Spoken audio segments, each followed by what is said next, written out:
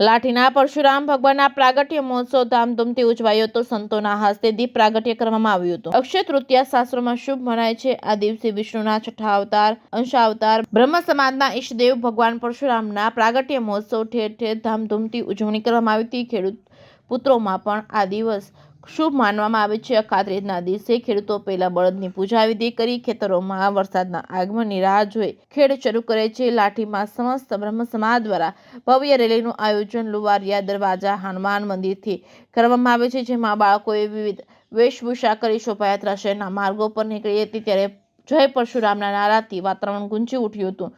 આ શોભાયાત્રા દરમિયાન લાઠી પોલીસ દ્વારા બંદોબસ્ત ગોઠવવામાં આવ્યો હતો। શોભાયાત્રા દરમિયાન ઠેર ઠેર જગ્યાએ પુષ્પ વર્ષાથી ભગવાન પરશુરામ ભગવાનનું રથનું સ્વાગત કરવામાં આવ્યું હતું। શોભાયાત્રા ચાવડના દરવાજા થઈ અક્ષરવાડી ખાતે પહોંચીથી વિસર્જન કરવામાં આવ્યું હતું। ત્યારબાદ મહાનુભાવોનું પુષ્પગુચ્છથી સન્માન કરવામાં આવ્યું હતું। ત્યારબાદ મહાઆરતી કરી સૌ બ્રહ્મ સમાજે પ્રસાદ સાથે લીધો હતો।